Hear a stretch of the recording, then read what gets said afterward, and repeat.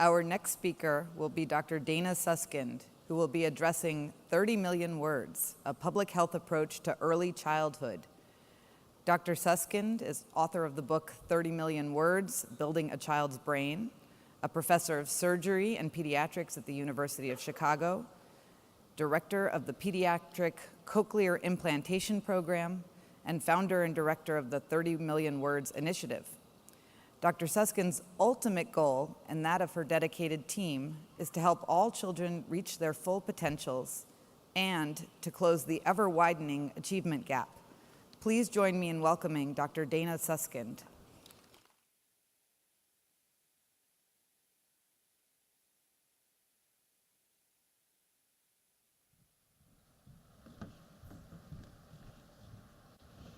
Good morning, everyone. It's a pleasure.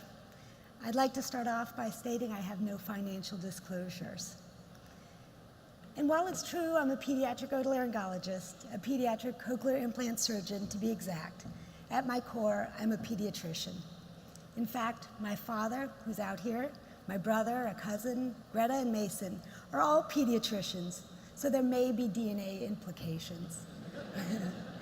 In addition, my wonderful late husband, Donald Liu, was a pediatric surgeon, and he too at heart was a pediatrician.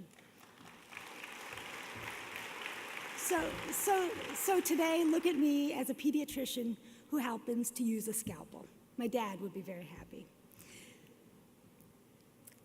So I realize that it's a bit unusual for a surgical subspecialist, and let's face it, you can't get more subspecialized than that 5mm cochlea, would be up here talking about a subject so seemingly unrelated to surgery as early learning and the need for a public health approach to enhance early brain development. But I hope by the end of this talk that it'll make complete sense. Because the journey that brought me here today began in the operating room. 10 years ago, I started the Pediatric Cochlear Implant Program at the University of Chicago. A cochlear implant, as most of you all know, is an amazing piece of technology which allows a child born deaf the ability to hear, to talk, and most importantly, to meld into this world both educationally and socially. But it wasn't long before I noticed that this cochlear implant came with a very large asterisk, and what I discovered completely changed the course of my career. While all my patients started off with similar potentials, at least I thought, for learning how to talk and learn, I soon noticed an unsettling difference among them after implantation. Some of them would be talking and learning on par with their hearing peers, while others, same time out, would barely be able to communicate. And it was a difference that was very difficult to see. And I quickly began to realize what that asterisk indicated, that while cochlear implantation brought sound to a child's brain, something else was needed to make those sounds have meaning. And so began my journey. I am, it turns out, not the first to notice differences. Many of us have. About 50 years earlier, researchers Betty Hart and Todd Risley, refusing to accept the presumed answer for why some children from poor homes didn't do as well academically, embarking on a study of some 40 children and their families, their landmark study defied the conventional wisdom of the day, and importantly helped me to understand why some of my patients didn't do as well after implantation, that it had less to do with their hearing loss and more to do with the worlds in which they were born. Hart and Risley's study found that a critical factor in a child's ability to learn was his or her early language environment from birth to 3. Their study demonstrated that by the end of the age of 3, children born into poverty will have 30 million fewer words than their more affluent peers.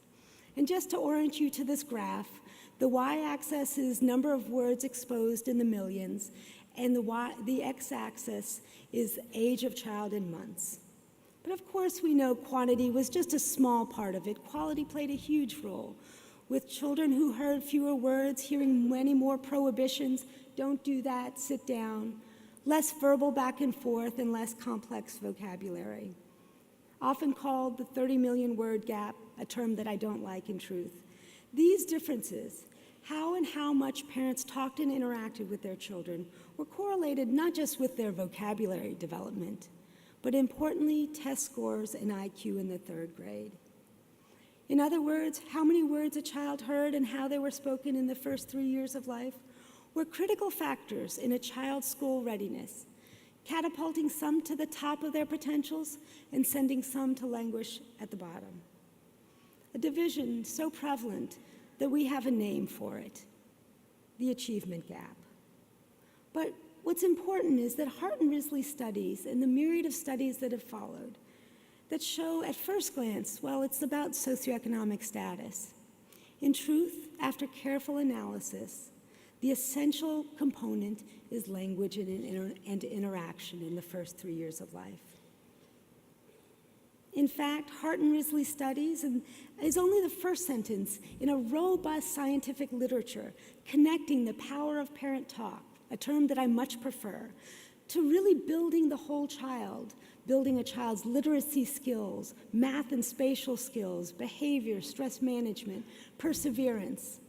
In truth, the power of parent talk builds the whole child, and in truth, it's because it builds the whole brain.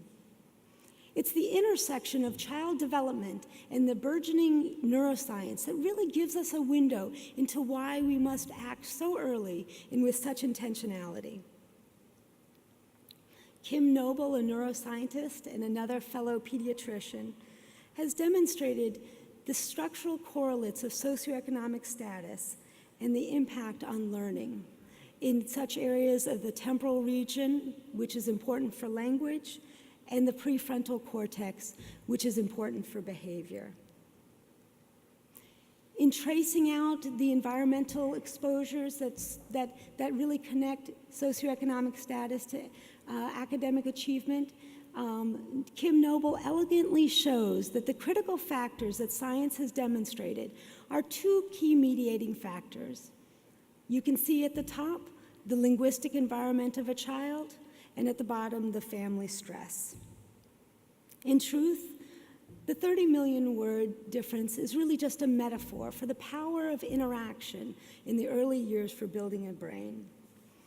And while it would be very simple to look at this graph and say, wow, I interpret this as an indication of the relationship between the lack of parent input and cognitive disparities, i.e. a deficit model.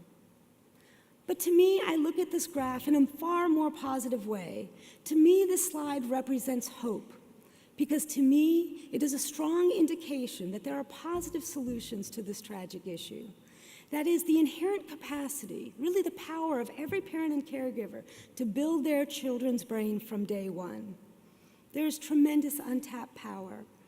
What this slide is telling us, what the science is telling us, is that we have an obligation to find ways of ensuring and supporting all parents and caregivers to understand the powerful brain science.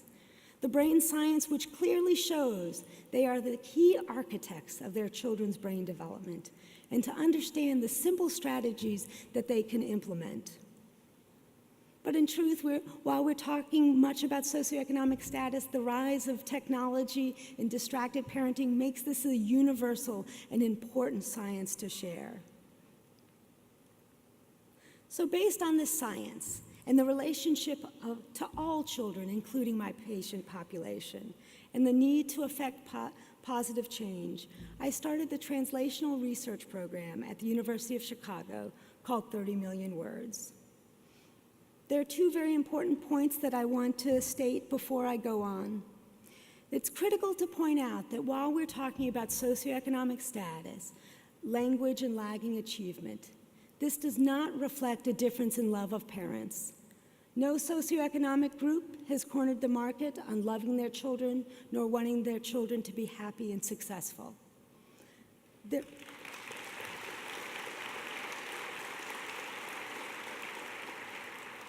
And there's another critically important point, something that I see firsthand every day working with the incredible families on the south side of Chicago.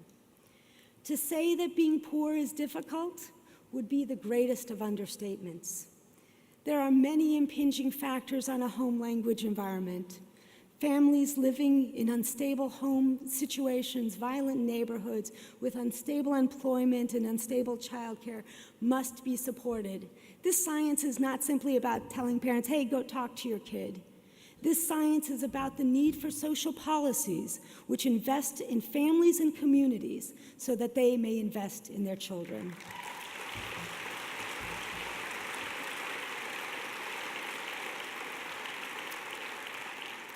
So what is 30 million words about? It's ultimately a translational research program that I run at the University of Chicago. One that focuses on the early brain development of children by putting parents and caregivers front and center in our approach. The ultimate mission is a population-level shift where all families, where all adults in this country understands the power of language and the ways to put it into action. The bottom line is we develop parent and caregiver evidence-based interventions that work with families throughout the first 3 years of life, meeting them where they are from day one.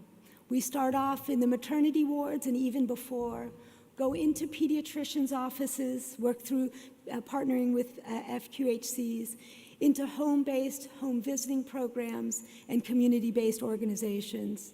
We understand, of course, that children spend not all of their time in the homes and therefore partner with early childhood and early learning spaces.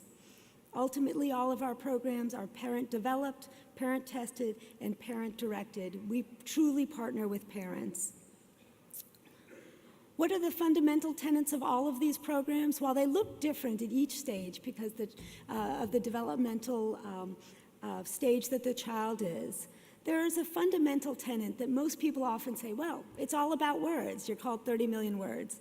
It is about as far away from that as you can. It's what I like to call growth mindset parenting. The idea of intellectual malleability, that babies aren't born smart, they're made smart, and they're made smart by the power of parent interaction.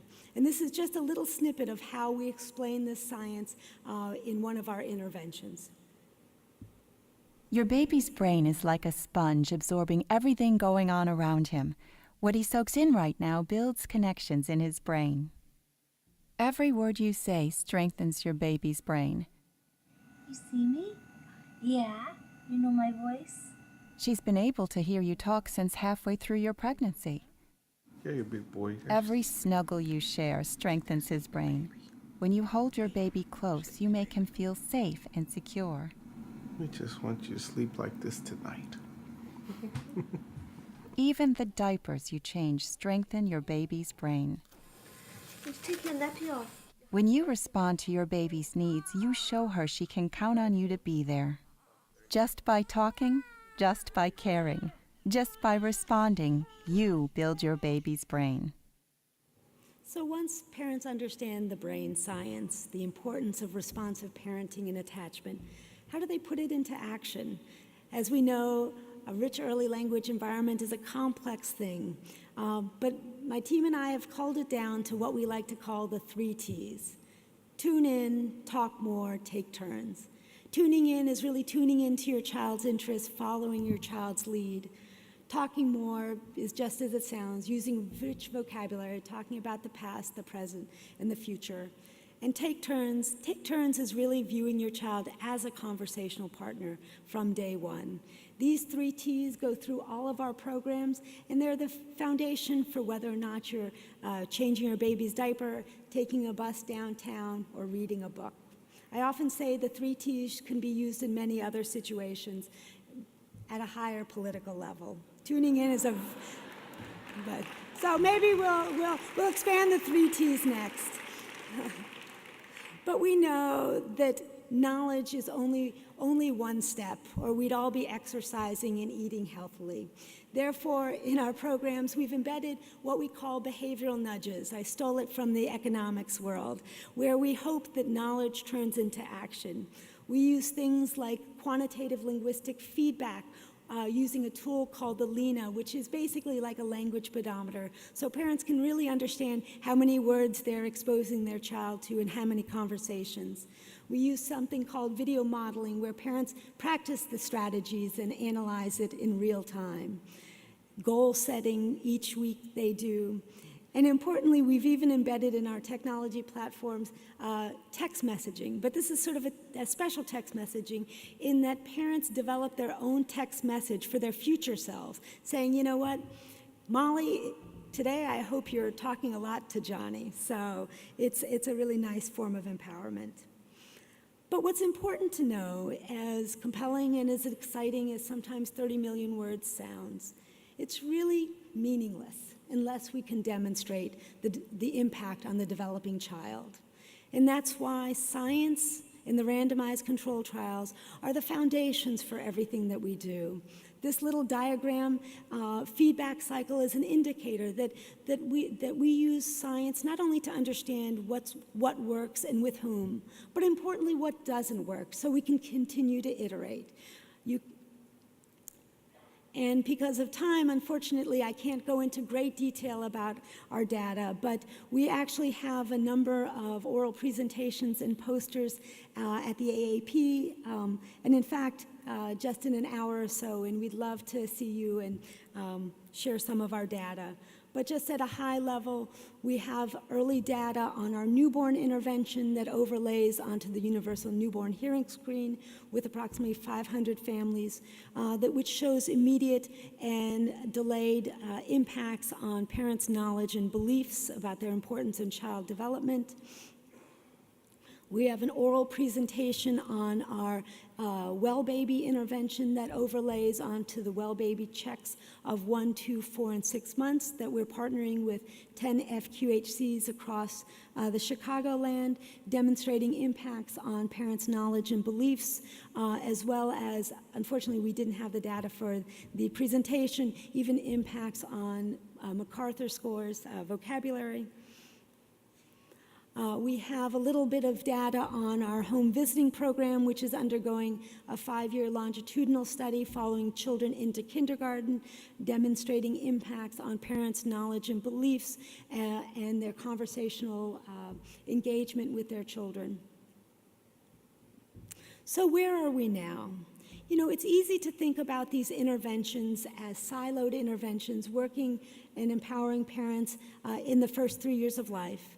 And at some level, that's what they are, working through the systems. But when I really think about this program, this multifaceted program, and implementing these programs through the existing systems simultaneously across communities, they represent something more to me. They represent a potential framework for a public health approach to early learning landscape.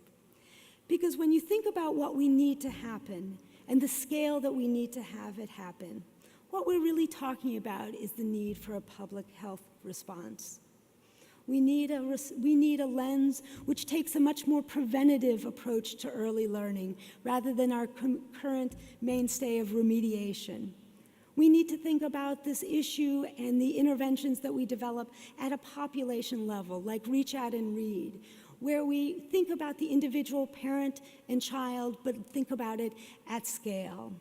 We need to connect with families where they are through multiple touch points during the first 3 years of life. And importantly, we need to work across all the systems that interface with these families, from health, education, civic, and social service.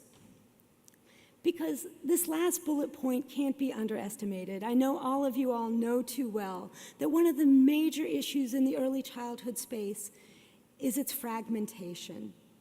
So when we think of a multi-system approach, it's not simply an efficient resources. It's a way to bring together all of the actors who are supporting families. Because unlike the traditional school system, where there is a natural entry point, kindergarten, and a natural system to interact with children, the school system, the early childhood space does not have that. And too often, quality work is kept siloed, precluding population-level impact. Which is why I think, and I truly believe, that we, as the healthcare system and pediatricians, play such a pivotal role in this early learning landscape. We can be both a gateway and an anchor to enhancing the foundational brain development and a gateway into a universal public health approach to early learning. Just going back to our model, there are many different models, even in our model, Parents and families enter through the healthcare system on day one and even before, with pediatricians playing an incredibly important role. So where are we now as an organization? We're looking towards the next step, implementing our programs at scale, truly partnering with communities across these different systems, working to embed the integrated suite of TMW interventions at scale. Towards that end, at the university, I am starting an early learning and public health center with my partner, John List, behavioral economist and chair of economics, to advance not just our community-based work, but really this overall public health approach to early learning. But what can we do now? What can you do now? What can I do now as we work in this larger realm? Something I struggle with every time I go into clinic working with my incredible families. Towards that end, we're developing actually an online toolkit to really take what we've developed in the home visiting system and adapt it as tools for you all. It's still in process, but we'd love to share whatever we've developed. So if you're interested, please feel free to email us at tmwphysician@uchospitals.edu, and we'll send you rack cards and keep you up to date with whatever we're developing and how to share using the 3 T's with your family. But I'd like to end off on this note. While many people think about the early learning landscape and its importance through the lens of dollars and return on investments and doing the right thing, all of these are true, true, true. But I think what is much more fundamental to this idea of the importance of early childhood is said best by a quote by Joan Luby in her editorial for JAMA. Because the brain is the organ from which all cognition and emotion originates, healthy human brain development represents the foundation of our civilization. Accordingly, there's perhaps nothing more that a society and pediatricians must do than foster and protect the brain development of our children. I thank you very much.